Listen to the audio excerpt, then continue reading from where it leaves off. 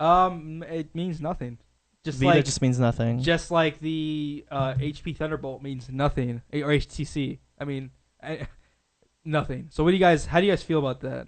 I just feel like VITA is too close to Vista, and Vista gave me a lot of scars. So Why did you download it for? I kind of bought a computer like that. I'm sorry. Okay. And I just feel like that's, I don't know what Thunderbolt actually makes sense because you get the 4G service, Like, I mean, it looks cool. Yeah. So, like, what do you Definitely. What do you think about the name? And then, secondly, what do you think about the device? Because I think it's fucking cool. The device looks great. I don't really double care. analog. At double analog. I'm sorry. Let's move on. I think it's fucking awesome. The thing is you can only burn me so much. Yeah. And I was so burned with the PSP that it's like you're really gonna have to fucking I agree make with this you. system give me head before I care. I agree with you, but I think it's like everything I've heard about it so far, like Wipeout 2048 on it looks amazing. Another Wipeout video game. The back touchscreen, the front touchscreen, the analog nubs, the screen, everything about it looks fucking awesome. The front facing camera, back camera. What year did the PSP come out?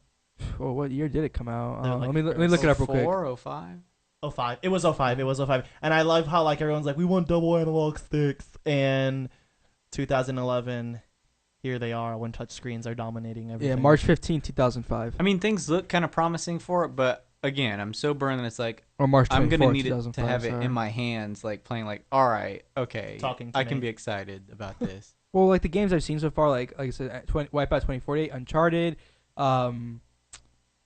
What else was on there? There's a few other games on there, but those are the two ones I thought were awesome. Especially Wipeout 2048, which is like a prequel to all the Wipeouts, so it's like takes place on city streets and like things look a little bit more grungy and dirty because it's not there yet. I think that looks fucking awesome. That's a cool concept for that. Even though I suck at the Wipeout games, I can never learn how to like turn properly, or I'm always hitting walls. And you love them anyway. Yeah, I turn on pilot assist most of the time and just let that take care of me for the time. I mean, oh my God. So. Wally's shedding a tear. Yeah, yeah. Why? So, it looks like it's a good device. I know. I'm a little worried about the price because like all that tech in there, and the 3G version might be like $400 and above. Never. But I'll never do that.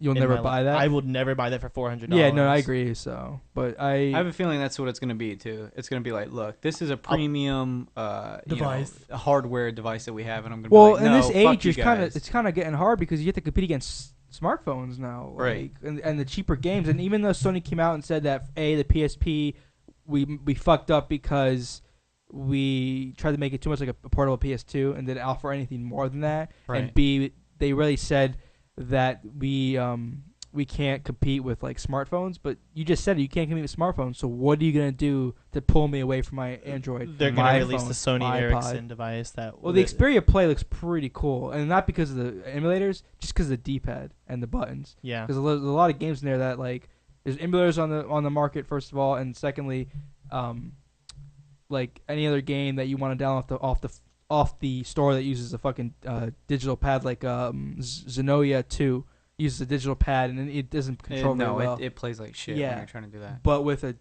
keyboard, with a D-pad, it would be an awesome game. So. Right. I had this conversation with Wally where I feel it's weird that they would do this. Like, okay, we have the Xperia coming out, which is sort of our phone service, but also plays decent games. Yeah. But we also have the PSP 2, and so I'm like, well, wait, hold on a second. What's the point? Wouldn't they like hedge their bets with that sort of phone service? I agree with you. And be able to say, hey, look, maybe you already have a phone, but what we're gonna do is give you your iPod version where it plays games for you, but it's still the same. So like, why try and divide that? I would be more interested in the Xperia, to be honest with you. Yeah. That's where I think that whole idea of like App Store, just quick dollar, be able the accessibility of it in terms instead of like here's our $500 PSP 2. Want to buy it? Like, no, fuck you guys. I have an iPod. Whatever.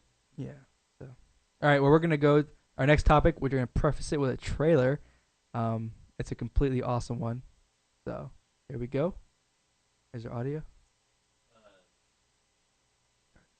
Start that bitch over. Back to the cryotubes. Better off doing it the old-fashioned way. Like we found the synthetic on the ship. You found the synthetic? We found half the synthetic, sir. Jesus, Mary, we had 2 civvies on that boat. Yes, sir. One, Ellen Ripley and Carter J. Burke. Ripley has the last 2 entries, both entering and exiting the cryotube. Did I mention the half we found was his legs? Well, somebody blew the atmospheric processor and had these whole private. Sir, due respect, we ain't getting anything else out of this computer. Private, are you suggesting what I think you're suggesting? Yeah. We go in.